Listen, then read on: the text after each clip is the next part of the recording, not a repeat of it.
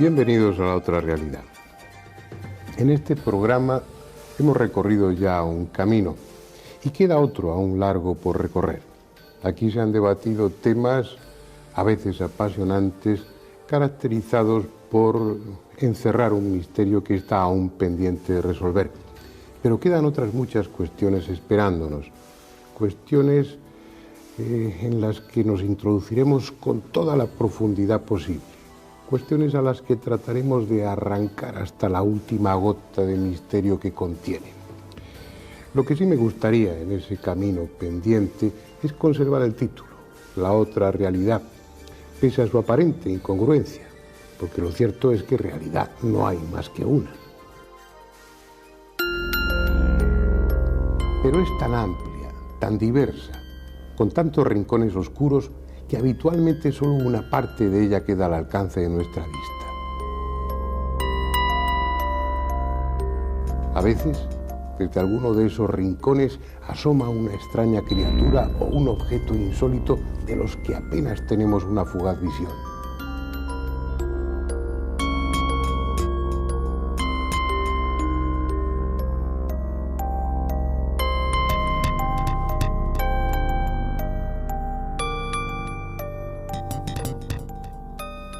En otras ocasiones, esa realidad nos devuelve en forma de mito o de leyenda nuestros propios sentimientos, nuestros deseos o temores, nuestros demonios interiores.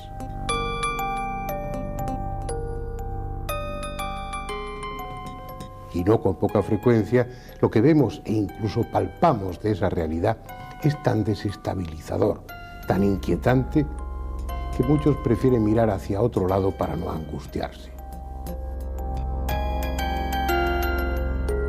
Por eso, al elegir el nombre de La Otra Realidad, hemos querido expresar que junto a esta parte de la realidad conocida, habitual, que nos resulta familiar, existe otra parte de realidad oscura, remota, de la que a veces nos llegan fragmentos o desde la que se producen efectos cuyas causas ignoramos y por eso nos desconciertan. Lo cierto es que hemos creado un esquema de la realidad ordenado, coherente, cómodo, pero que en muchos aspectos no se tiene en pie. Por eso, si a ustedes les parece, en este punto de transición entre un bloque de programas y otros, vamos a dar un repaso a algunas de esas grietas por las que se nos cuela la otra realidad.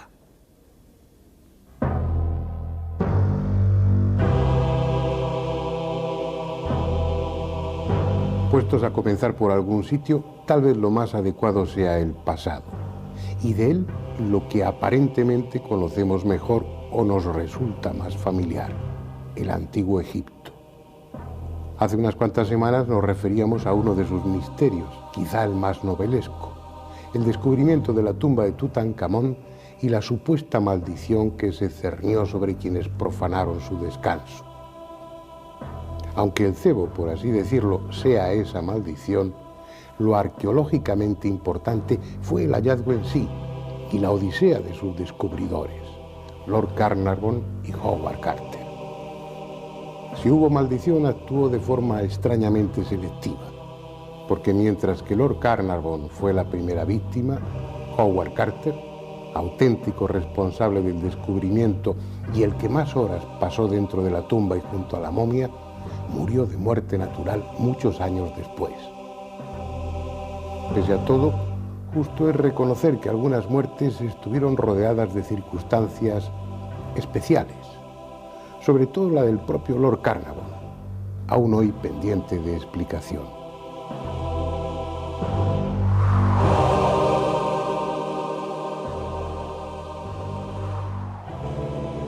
Debiera haber sido la primera víctima, pero llevaba tantos años obsesionado con el joven faraón antes de dar con su sepulcro, que tal vez se estableció un fuerte lazo entre los espíritus de ambos. O quizá estaba inmunizado tras décadas de excavar en el Valle de los Reyes. O no hubo maldición alguna y todo fue un cúmulo de fatales coincidencias. El hecho es que murió en su casa de Londres, en el 49 de Albert Court, el 2 de marzo de 1939, víctima de la enfermedad de Hodgkin y a la edad de 65 años. Desde entonces descansa pacíficamente en el cementerio de Putney Vale. No está momificado ni le enterraron con tesoros, así que es improbable que alguien turbe ese descanso.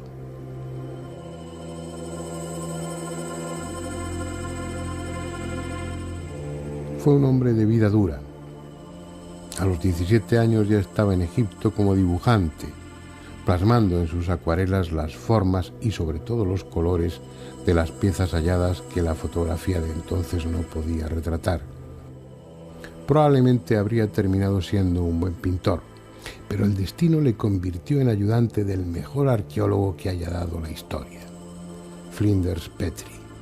Con él aprendió todo lo que en ese campo debe saberse, especialmente a soportar con estoicismo las fatigas y privaciones. El hallazgo de la tumba de Tutankamón fue la culminación de una larga carrera, el premio merecido tras más de 30 años de trabajo constante y perseverancia. Expiró en su cama 17 años después, lo que a juicio de muchos invalida la tesis de una maldición. Pero ¿acaso sabemos bajo qué reglas se mueven esas presuntas fuerzas sobrenaturales?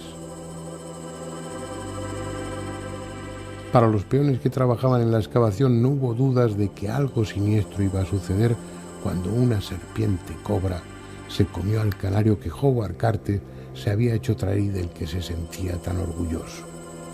Para ellos, esa cobra no podía ser otra cosa que el espíritu del faraón sediento de venganza. Simples supersticiones, tal vez.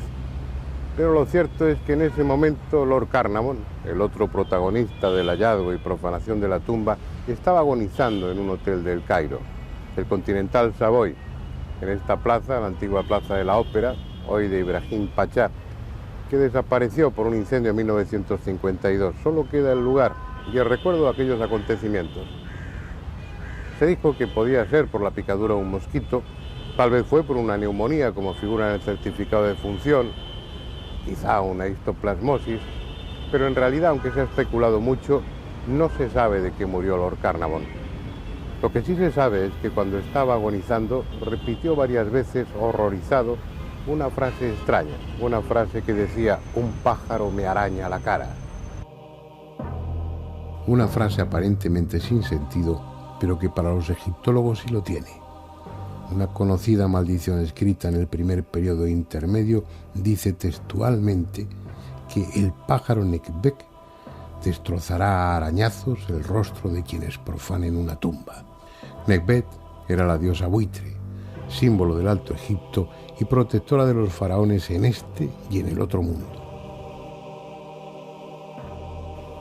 Finalmente, Lord Carnarvon, el señorito inglés que se dedicó a la arqueología porque el clima seco de Egipto era favorable para su salud, abandonó este mundo no sin antes pronunciar otra frase igualmente siniestra: he oído su llamada y le sigo. Esas circunstancias ya hacen de la de Lord Carnarvon una muerte más que singular.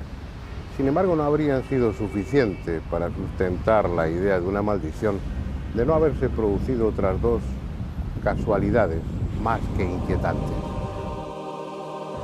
Era la 1:45 de la madrugada del 5 de abril de 1923. Tras 8 días de enfermedad, Lord Carnarvon acababa de morir. Y en ese momento, la ciudad de El Cairo se quedó a oscuras. Durante 5 minutos se interrumpió la corriente eléctrica y reinaron las sombras. Luego la luz se hizo de nuevo. Lo extraordinario es que nunca se supo la causa de la avería y mucho menos por qué se arregló sola.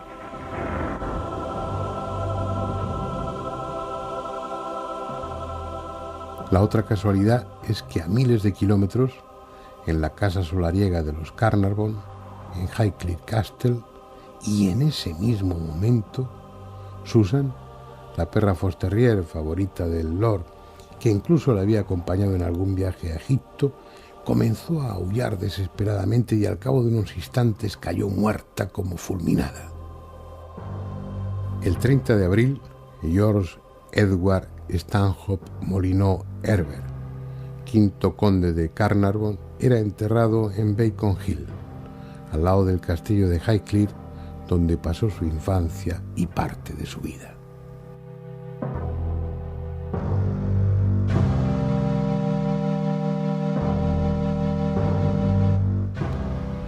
Si es cierto lo que muchos piensan, la muerte de Lord Carnarvon no fue un hecho aislado.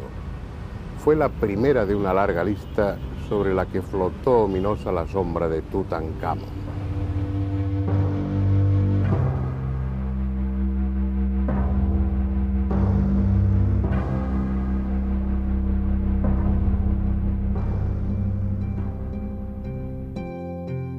La otra parte del enigma es puramente histórica. ¿Por qué Tutankamón fue enterrado con tan fabuloso y desproporcionado tesoro? ¿Por qué su cadáver fue momificado con tanta prisa? ¿Murió de causas naturales o lo asesinaron? Es ese tipo de misterios que, sin dejar de ser interesantes, encajan en la época y en las intrigas políticas de entonces. No desestabilizan la historia. Lo que pasa es que en el caso del Antiguo Egipto, lo desestabilizador es precisamente su historia, sobre todo si nos remontamos a las primeras dinastías y aún más atrás. La idea general, avalada por historiadores y arqueólogos, es que todo empezó con Menes, el primer faraón de la primera dinastía hace unos 5000 años. Pero lo cierto es que por entonces la cultura egipcia ya estaba madura, desarrollada, con una escritura compleja y un arte depurado. Y eso no aparece porque sí, no se improvisa. Por delante de aquella primera dinastía hubo siglos de evolución, una etapa oscura de la que no sabemos nada, o de la que no queremos saber nada, porque según sus viejas crónicas y tradiciones, hubo una época predinástica de dioses, semidioses y reyes que harían retroceder la historia del Antiguo Egipto hasta el año 30.000 más o menos antes de Cristo.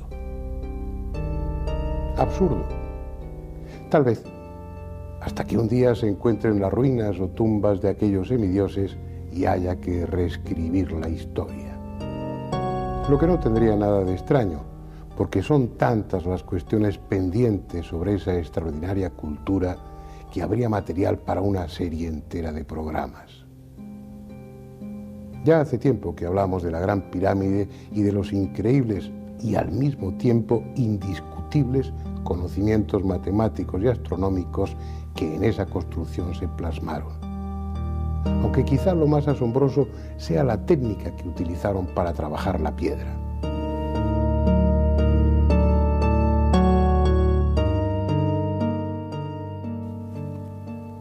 Sin embargo, su tecnología estaba aparentemente limitada a los sencillos y rudimentarios instrumentos que el visitante puede ver en las vitrinas del Museo del Cairo.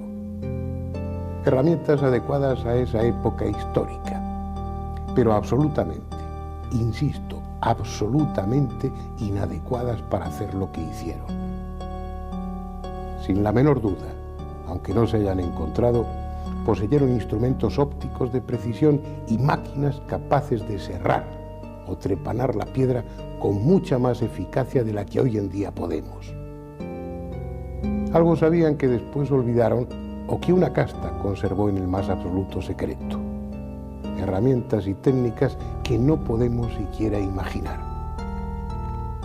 Si tienen en casa algún libro donde se explica con bonitas imágenes que la Gran Pirámide se construyó a base de rampas, tírenlo a la basura, porque es mentira. Y hagan lo mismo cuando se describa que trasladaban obeliscos de 600 toneladas a base de barcos de papiro por el Nilo y rodillos por tierra firme. Quienes escriben eso no saben lo que son 600 toneladas. Los técnicos, los ingenieros, sí lo saben. Vamos a ver un ejemplo. Este es el Airbus que pronto empezará a fabricarse, el A3XX, que en su versión mayor podrá transportar unos 800 pasajeros. Por su enorme peso, Uno de los mayores problemas ha sido diseñar su tren de aterrizaje. Y también, por la misma razón, su peso, será necesario reforzar las pistas de muchos aeropuertos o construir otras nuevas. Realmente será un avión descomunal. A plena carga pesará 583 toneladas. Los antiguos egipcios desplazaban masas así, sin ruedas y sin pistas cimentadas. Pero vayamos un momento a las canteras de Asuán. Allí está el obelisco inacabado. Una vez puesto en pie, con sus 42 metros, tendría la altura de un edificio de 12 o 14 plantas. No lo terminaron porque se rompió cuando solo faltaba cortarlo por su cara inferior, pero es evidente que pensaban transportarlo, probablemente a Tebas, centenares de kilómetros más al norte. Pues bien, su peso es de unas 1.300 toneladas, más del doble que el gigantesco Airbus con carga completa. Es preciso asumir que el pasado tiene grietas, a veces enormes, por las que se atisba esa otra realidad.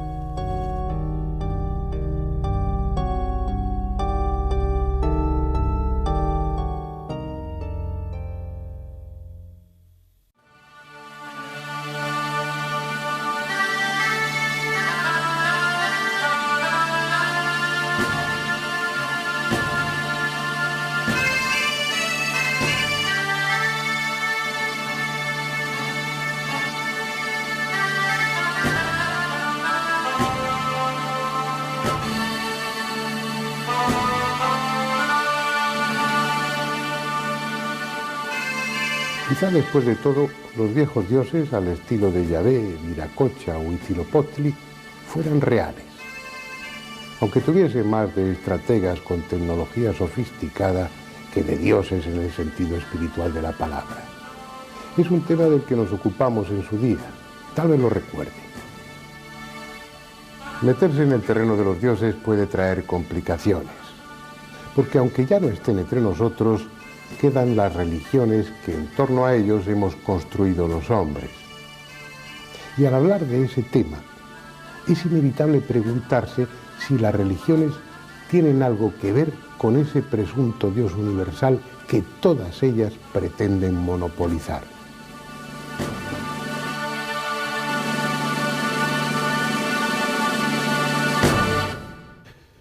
El hombre se manifiesta como un ser religioso con todas las consecuencias.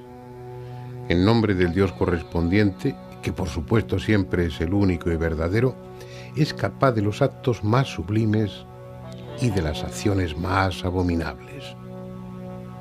Como fenómeno individual, lo religioso da tanto de sí como lo dé la persona, y el hecho de pertenecer a una u otra iglesia y seguir una u otra doctrina no hace a los hombres mejores o peores de lo que son. Pero como fenómeno social, y sin remitirse a otra fuente que la historia, las religiones han sido desde siempre un mal negocio para la humanidad. Humanamente hablando, claro está. Asumidas como una beneficiosa tradición que hay que perpetuar y defender, hermanadas habitualmente con el poder cuando no son ellas mismas las que lo detentan, las religiones pasadas y actuales han sido y son consideradas esencialmente buenas y parte sustancial del alma de los pueblos, incorporando en sí mismas el orden moral y social necesarios para la solidez del Estado. No importa que sus fundamentos sean absurdos, que los dioses venerados resulten por lo general impresentables y que cada dogma de fe constituya un insulto a la razón. No importa, porque las castas sacerdotales han usado desde hace milenios los métodos de programación sectaria más implacables, implantando en los miembros bajo su influencia y en las edades más tempranas los principios y creencias que después les condicionarán durante toda su vida.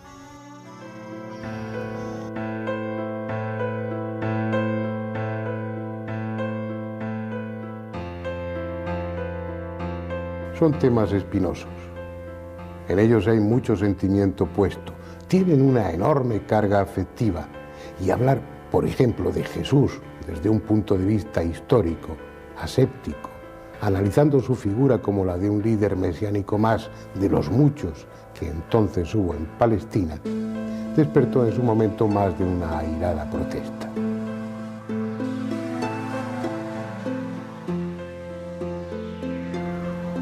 Pero aunque lícitamente tratemos de encajar las figuras religiosas del pasado en su contexto histórico, dentro de la realidad tangible y razonable, lo cierto es que también aparecen esas grietas por las que la otra realidad, la extraordinaria, se deja ver con rotundidad y para desconcierto nuestro.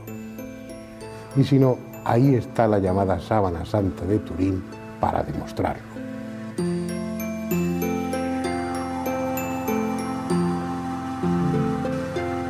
Y luego, en la parte más profunda, un trozo del pavimento original al descubierto. Algunas de las losas que, con toda seguridad, pisó Jesús en un momento u otro de su vida. Tal vez esas losas sean los únicos objetos que se conservan que estuvieron en contacto físico con él.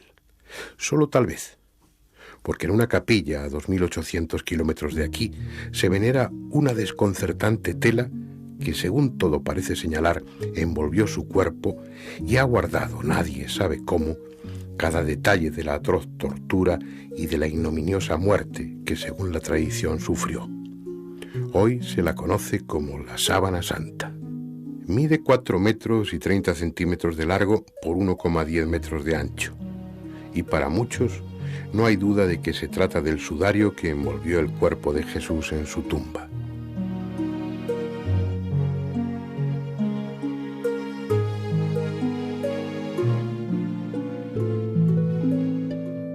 Pues bien, la datación por el método del carbono 14 de las muestras cortadas de la Síndone en 1988, realizadas por 3 laboratorios diferentes bajo la coordinación del profesor Michael Titt en el Centro de la Fotografía, ante la fachada del Museo Británico, arrojó el sorprendente resultado de que tales muestras analizadas pertenecen al siglo XIV. En otras palabras, de acuerdo a su contenido de carbono 14, la llamada Sábana Santa tiene poco más de 600 años de antigüedad. La cuestión es que esa prueba, por muy científica que sea y por muy tranquilos que deje a los escépticos, no invalida al resto de pruebas igualmente científicas, igualmente rigurosas, que avalan el carácter extraordinario del lienzo. Es posible que alguien, en el siglo XIV, mandase tejer una sarga de lino al modo que se hacía en Palmira 1400 años antes. Es posible que convenciera a un hombre para que se prestase a ser azotado con látigos de la época romana, a que fuese coronado de espinas, clavado en las manos y en los pies, y que de propina recibiese un lanzazo en el costado. Señales todas que sin discusión posible recoge la Sábana Santa de Turín. Es posible también que 500 años antes de que se inventase la fotografía, encargase a un pintor que pintase un negativo fotográfico y que además lo hiciese sin pintura ni pinceles. Es posible, asimismo, que adelantándose a los conocimientos médicos de su siglo, distribuyese sangre arterial y venosa en la forma correcta en la tela. Es posible, porque la llamada Sábana Santa demuestra incuestionablemente que tales cosas sucedieron, hace 2000 años o hace 600. Si fue hace 2000 años, todo encaja con la pasión y muerte de un hombre llamado Jesús. Si fue hace 600 años, es que existió otro personaje igualmente singular, del que no tenemos noticia, otro hombre que sufrió idéntica tortura y muerte y que una vez amortajado con ese sudario, emitió una energía, una radiación tan intensa y súbita que chamuscó las fibras superficiales de la tela respetando el resto. Y es que tal vez sea esa la clave que haga coherente la datación del carbono 14 con el resto de las pruebas. Al ir eliminando las posibles causas que habrían podido producir la imagen del lienzo, en este momento la única que prevalece es la de una energía no calorífica, emitida de dentro a afuera, que oxidó la celulosa del tejido y lo rejuveneció con un aporte masivo de neutrones. Las características de la imagen señalan que esa radiación procedió del cuerpo que estaba envuelto, que fue instantánea y que, para los más audaces de los investigadores, se produjo coincidiendo con la desaparición, desmaterialización o llámese como se quiera, de ese cuerpo. Nuestros conocimientos avanzan, nuestras técnicas se perfeccionan. Hasta ahora han permitido comprobar el carácter extraordinario del sudario. Dentro de unos años, probablemente nos permitan saber qué fue exactamente lo que sucedió con el cadáver que envolvía.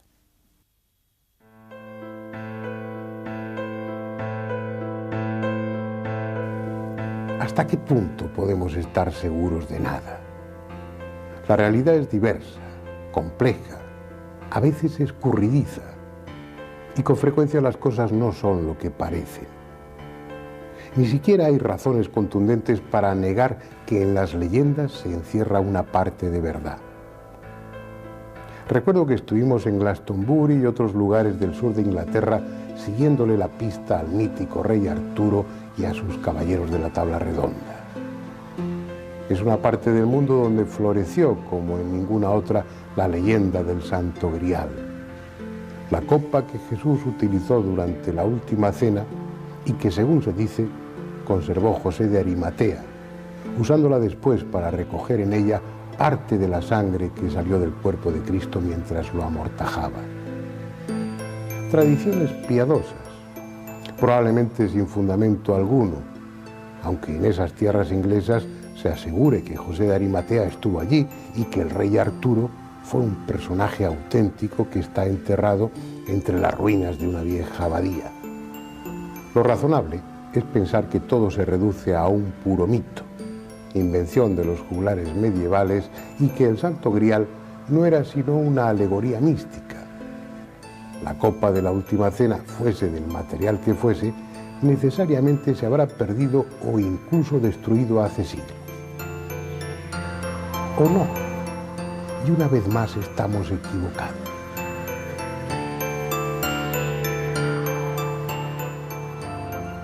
El 18 de marzo de 1437, 38 años después de haber dejado San Juan de la Peña, el cáliz que presuntamente se usó durante la última cena fue entregado para su custodia a la Catedral de Valencia por decisión del rey Alfonso V el Magnánimo, y allí se conserva desde entonces. Durante mucho tiempo, junto a las demás reliquias, en la llamada Capilla de Reliquias de la Catedral, hasta que en 1916, en el día de la Epifanía del Señor, se trasladó solemnemente a la Sala Capitular Antigua, en la misma catedral, donde desde entonces se encuentra. Allí el visitante puede ver un magnífico retablo renacentista cuajado de relieves que representan escenas del Antiguo y del Nuevo Testamento. En el centro de ese retablo, un pequeño templete neogótico acoge al cáliz, que por razones de seguridad está protegido por un grueso cristal blindado. Como es lógico, una reliquia de tal valor para el cristianismo ha sido siempre objeto de veneración por parte de los fieles, pero al mismo tiempo, ese valor espiritual e histórico limita sus apariciones en público fuera de la sala donde se custodia. 2 veces al año es cuando los actos en torno al Grial adquieren especial solemnidad. Una es el Jueves Santo y la otra, a la que estamos ahora asistiendo, el último jueves de octubre, fiesta anual de la Cofradía del Santo Cáliz, fundada en 1951. Retirado de su urna en la Sala Capitular Antigua por el encargado de su custodia y en presencia de 2 sacerdotes, el cáliz se traslada procesionalmente hasta el altar mayor. Después se celebra la Eucaristía, presidida en esas ocasiones señaladas por el arzobispo de Valencia, o en su ausencia por alguna alta jerarquía de la Iglesia, con la asistencia del cabildo, una nutrida representación del clero regular y secular, miembros de la Real Hermandad, de la Cofradía del Santo Cáliz y fieles devotos.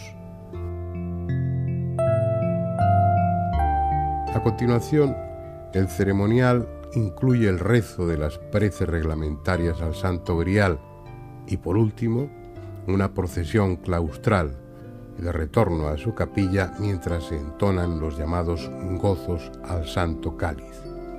Un ritual solemne, como corresponde a la importancia de la reliquia, presumiblemente la misma copa que Jesús utilizó al instituir la Eucaristía durante la última cena.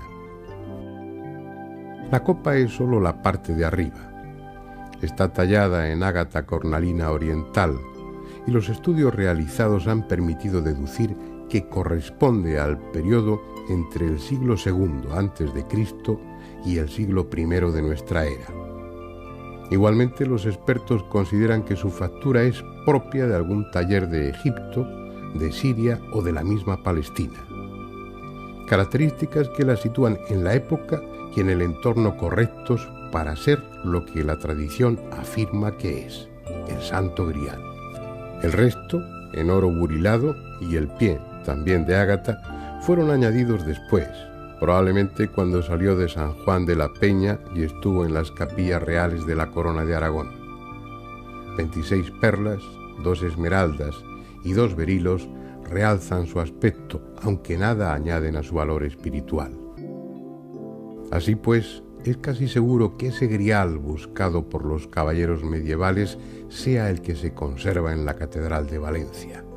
El otro grial, el místico, está en el interior de cada uno. Por eso resulta mucho más difícil llegar hasta él. Creo que debiéramos dar un repaso a las leyendas con menos soberbia cultural, con menos prejuicios. Igual nos llevábamos alguna sorpresa. En la misma época en la que nadie dudaba de la existencia del Santo Grial, se prodigaron otras muchas leyendas que aludían a criaturas fantásticas. Ogros, hadas, dragones, unicornios. Cualquier persona culta sabe que son eso, leyendas, y que carecen totalmente de fundamento. Pero nosotros decidimos tomar una de ellas, la del unicornio, y prescindiendo de prejuicios culturales, tratar de descubrir cuánto de verdad había en ella, si es que había algo. Cuando menos pensamos, sería un buen pretexto para viajar y conocer otras tierras. Al final, resultó que el unicornio sí era real, aunque su especie se extinguiera hace unos pocos miles de años. Y es que tal vez muchas leyendas se basan en hechos auténticos, y esas criaturas fantásticas de las que aún se sigue hablando entre estas gentes hayan existido. E incluso sigan existiendo, como el célebre Yeti, el abominable hombre de las nieves al que en su día iremos a buscar, porque según el testimonio de muchos viajeros, aún no ha desaparecido. Cuéntame cómo fue tu encuentro con el Yeti, cuándo, dónde, qué fue lo que viste, todos los detalles que recuerdes. Fíjate, forma parte de unos recuerdos duros, difíciles, en la que lo del Yeti fue algo incidental, curiosamente, porque yo aquel año, ya el año 1973, en la época posmonzónica, después de los monzones, había hecho un tiempo que no se recordaba tan malo nunca en el Himalaya. Yo estaba solitario, es decir, yo iba solo, con mi Sherpa, Dava Haizen, ya desaparecido, y íbamos a intentar el Annapurna. Él se quedaba en el campamento base, y yo iba a intentar el Annapurna en solitario. El Annapurna es el pico más peligroso del Himalaya, el que lleva casi el 50% muertos de los que han estado, el 50% ha muerto. De los 100 que han estado en la cumbre, o 110, el 52% víctima de las avalanchas. Y entonces yo había sido víctima de una tremenda avalancha, me había librado, bueno, gracias a la providencia, o a los dioses, o a Dios, cada uno con arreglo a sus creencias. Había sido arrastrado por la nieve durante decenas de metros, me había quedado sin nada, pude descender de 6.000 y pico metros a los 4.000 del campamento base y salí huyendo, pasando por el Miristicola y por parajes impresionantes, y estuve refugiado, recuperando fuerzas en alguna casa tibetano-lepalí, ¿no? Yo recuerdo en la casa de Sukul y de Jambado, dos nepalíes tibetanos que todavía hacían frente al ejército de invasión de Mao, ¿no? Con unos fusiles viejísimos. Luego fueron... recuerdo que ella practicaba la poliandria, se practicaba la poliandria en la familia, ¿no? Es decir, los hermanos de él, ella había venido de lejos.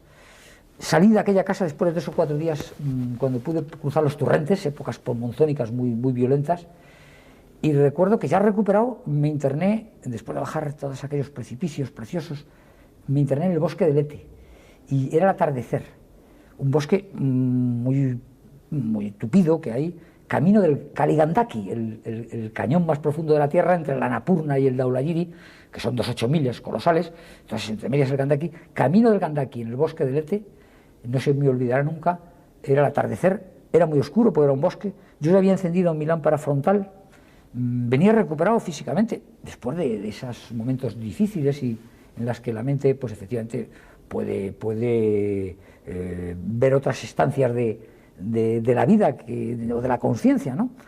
Y ahí es cuando la luz me la devolvió dos ojos que brillaban a 6-7 metros, no más, un poco más allá del pasillo, entre árboles. Y es cuando yo vi aquel ser asustado, fueron fracciones de segundo, puedes imaginarlo, porque la luz debía asustarle. Él vi perfectamente porque yo le estaba alumbrando casualmente, casualmente con la linterna, no lo esperaba. Yo no soy miedoso y voy entre los bosques sin ningún problema, sé que allí no te puede atacar nadie, porque allí no hay bandidos de noche, vamos, los bandidos están más de día, no van a estar pasando tanto frío. Y fue una visión para mí impresionante, pero que una vez vista dije, el Yeti, es decir, no podía ser más que el Yeti. 2 metros, hombre, por esta cosa visual, 2 metros 20, 2 metros 15, un personaje lleno de pelo rojizo oscuro, como efectivamente, desde entonces, y antes, yo era un estudioso de la pervivencia del Yeti, ¿no? Era un estudioso de su evolución, de su desaparición, incluso había indagado en las viejas leyendas serpas, puesto que los Yetis están en el país de los serpas, fundamentalmente, es bajo el Everest, en toda esa zona de Khumbu, de Nanche Bazar, parece ser que quedan ahí después de las glaciaciones, o por motivo de las glaciaciones, quedan un poco anclados, privados como grupo social, ¿no? Y privados de evoluciones subsiguientes, que da la interacción con otros, un Australopithecus, dicen los estudiosos, que ya tú lo sabes bien que eres tan estudioso, Jiménez, que el que más estudia, poco sabemos, por mucho que estudies, ¿no? Si los paleontólogos y antropólogos pues hablan de que los Australopithecus robustus, el Yeti pudiera ser uno de ellos, pues que hace 1 billón de años que desaparecieron de la Tierra, bueno, pues por circunstancias no misteriosas, sino de ambientales, climáticas, estar cercado por montañas y por hielos. Bueno, pues ahí se conservó un grupo que luego con las pequeñas glaciaciones los serpas pasan del Tíbet a Nepal y se meten en su territorio, y son los serpas los depredadores, los grandes depredadores del Yeti. Y pues es uno de esos raros ejemplares temerosos del hombre, y además sabio ya, porque teme al hombre hay que temerle siempre. Todos los seres que no son el hombre temen al hombre, y incluso el hombre teme al hombre.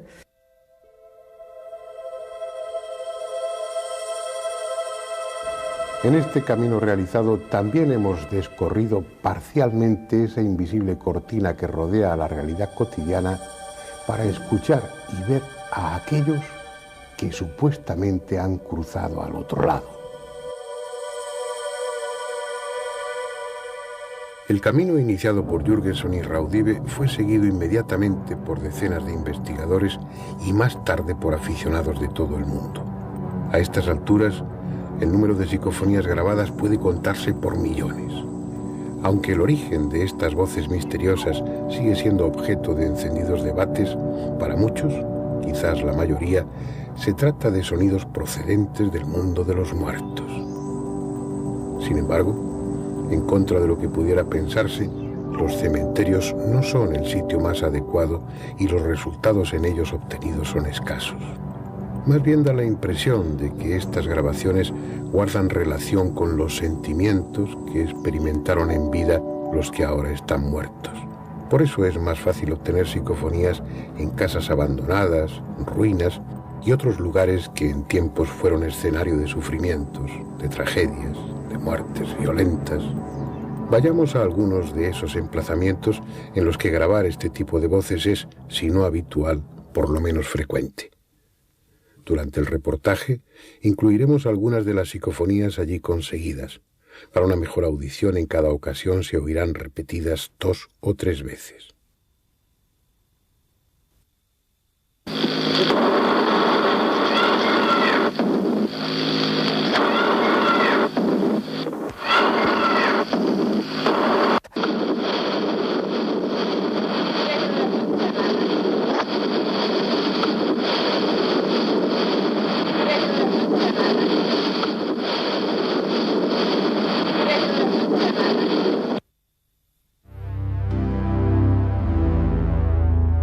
Aplausos de manos invisibles, puertas que se abren y cierran solas, persianas que caen y vuelven a subir, muebles que cambian de sitio, personas ya muertas que contestan a la llamada del teléfono, timbres arrancados que suenan una y otra vez. Así son los poltergeists. Esperando un nuevo inquilino, la casa está vacía, pero no deshabitada.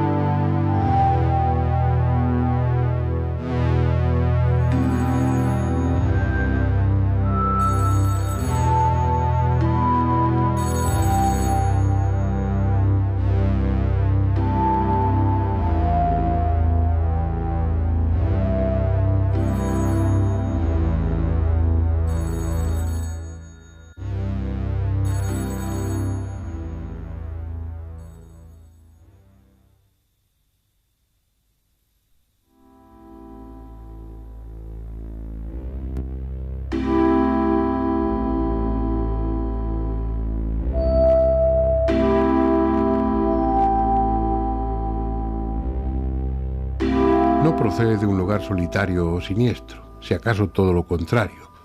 Fue tomada en París en agosto de 1993 por una turista española, Raquel Cantero. Se trata de una más entre las muchas fotografías que hizo durante el viaje, en este caso de las que tomó del exterior de la Catedral de Notre Dame. Esta es la fotografía.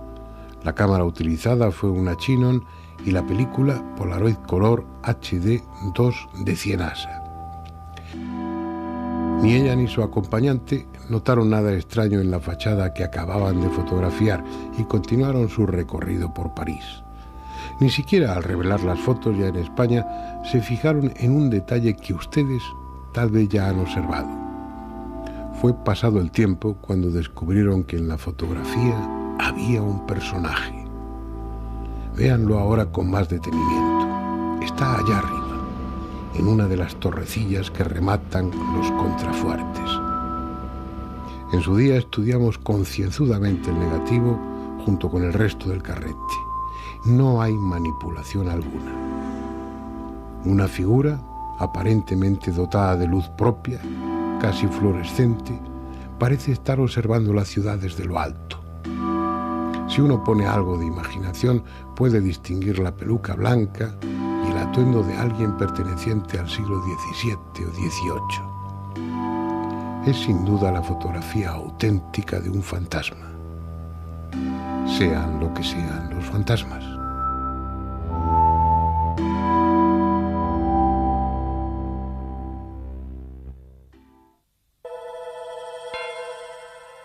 Y otro rostro, el de un hombre que parece mirar torvamente a los experimentadores. Se va, se desvanece, vuelve un instante y de nuevo ahí, formado en la señal de fondo.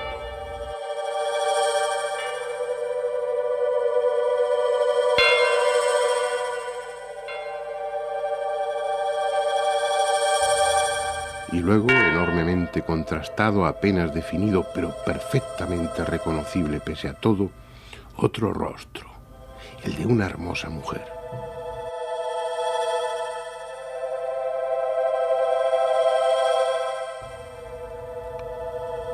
Ahora en la pantalla aparecen luces, breves relámpagos que luchan por permanecer, por confluir en luces más grandes, más persistentes. Después, por fin, un fogonazo que cubre toda la pantalla y durante un instante, el mismo rostro de mujer, bellísimo, fascinante, como si durmiera el más dulce de los sueños.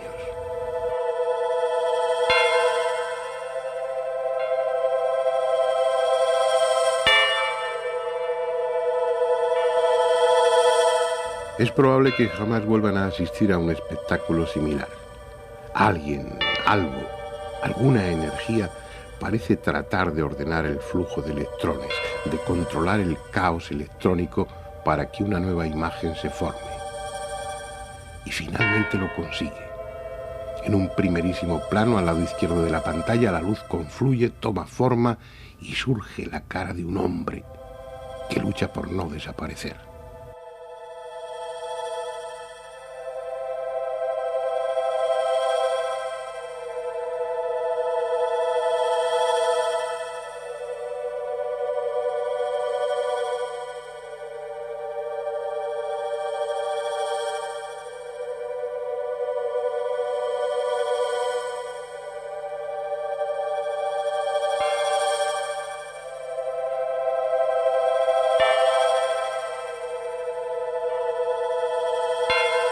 Nuevos flashes como minúsculos relámpagos y la fuerza, esa fuerza desconocida, pugnando por dominar la luz, por ordenarla y conformar otro rostro.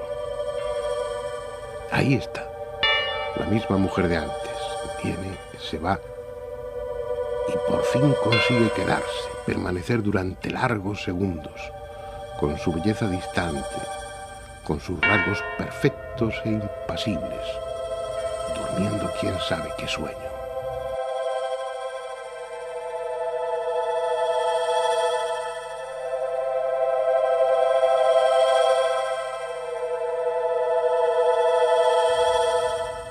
A veces la pantalla queda en negro, como si nada fuera a suceder, hasta que alguna pequeña y breve luz aparece, como lejano resplandor de un campo de batalla. Luego serán otras y otras más. Algún fogonazo que inunda la pantalla, un rostro que apenas permanece una fracción de segundo y de nuevo la oscuridad, interrumpida por destellos ocasionales.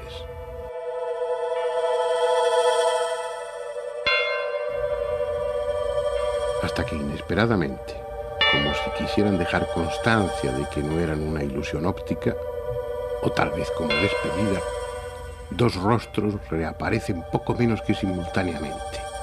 Casi no da tiempo a verlos. Uno tiene la impresión de que hubiera sido su último esfuerzo. Pero aún habrá lugar para otras dos apariciones.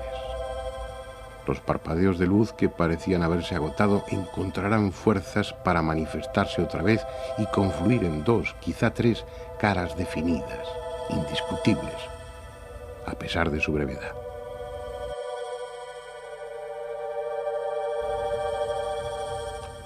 Fue el último experimento que ese grupo de Tenerife realizó. Me confesaron que después de esas experiencias que acabamos de ver, los rostros volvieron a aparecer en los días siguientes, pero sin que ellos lo pretendieran. Cuando estaban viendo la televisión, colándose en este plano de la realidad sin ser invitados. Aquello les asustó y nunca más volvieron a intentarlo. Es un caso excepcional entre las psicoimágenes, al menos por lo que yo sé.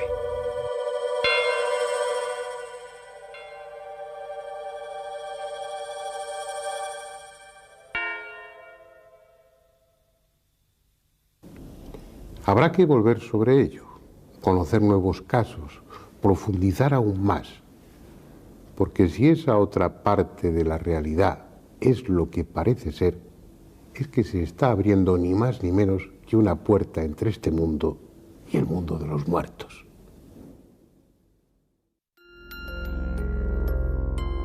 El universo se nos muestra cada vez más maravilloso y complejo, abierto a posibilidades que hace unas décadas eran inimaginables. Sin embargo, muchos siguen aferrados a la idea de que la realidad solo tiene 3 dimensiones. Los ovnis no pueden estar aquí, porque las distancias interestelares son enormes y la velocidad de la luz es un límite infranqueable. No obstante, algo falla en ese planteamiento, porque están aquí, y o han estado desde siempre o vienen de algún sitio. Aunque tengan pruebas más que suficientes de su existencia, las autoridades evitan reconocerlo oficialmente. ¿Por qué? La razón es muy simple. Las instituciones políticas, militares, religiosas y científicas perderían su privilegiado puesto en la cúspide de la pirámide social. Dejarían de tener ese prestigio y autoridad moral que ahora ostentan ante el resto de la población para pasar a ser algo así como líderes de parvulario en un mundo de adultos. Dicho en un lenguaje llano, la realidad del fenómeno ovni es estimulante y esperanzadora para la mayoría, pero incómoda y humillante para los que ahora tienen la sartén por el mango.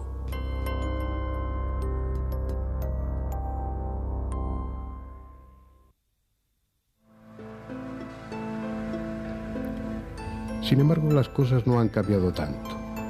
Aviones y cohetes responden al mismo principio aerodinámico.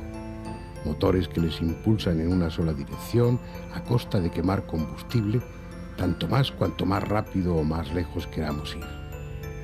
Eso es lo que por el momento sabemos hacer. Y es mucho para tan poco tiempo. Esa es la técnica que utilizamos, la única que debiera mover a los vehículos que vuelan sobre nuestro paisaje. Pero no es así.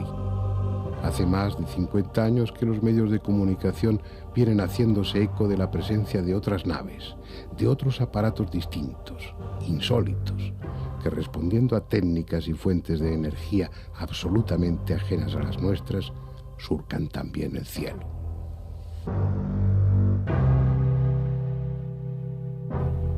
Son los ovnis, objetos volantes no identificados, vistos por millones de personas, fotografiados, filmados, detectados innumerables veces por el radar, pero sin identificación alguna.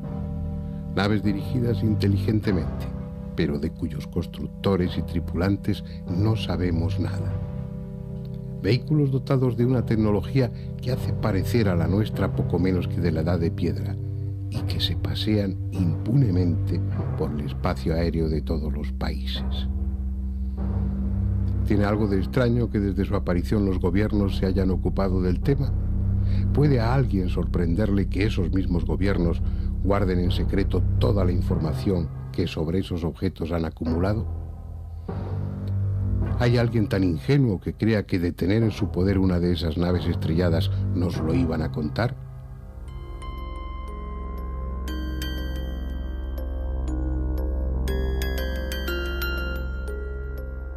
Pero porque quizá en él convergen muchos de los enigmas que aquí hemos comentado, el fenómeno de los llamados círculos de las cosechas constituye el misterio más sorprendente y cargado de sugerencias con el que se enfrenta la humanidad actual. Como con otras cuestiones, desde los medios de comunicación y al dictado de lo que algunas instituciones consideraron más conveniente, se ha intentado manipular, silenciar y desprestigiar el tema atribuyéndolo a la broma de 2 jubilados. Pero como veíamos hace unas semanas, las características de esos diseños, su complejidad, su contenido simbólico, matemático, astronómico y su forma de aparición reflejan de manera tan contundente y abrumadora que nos hallamos ante algo extraordinario de origen no humano, que que la explicación de los dos jubilados puede pasar a la historia como la mayor estupidez que jamás hayan divulgado las agencias informativas. Han estado ahí, en los campos de trigo o de cebada. Han desaparecido tras la siega para volver a aparecer a la primavera siguiente. Así, década tras década, cada vez con diseños más elaborados, más rotundos, más directos. Son, sin duda, fragmentos de un mensaje aún incompleto. Pero tal vez no haya que esperar mucho más, porque ellos, los hacedores de los círculos de las cosechas, están siendo cada año más claros y explícitos, como si pensaran que ya ha llegado el momento.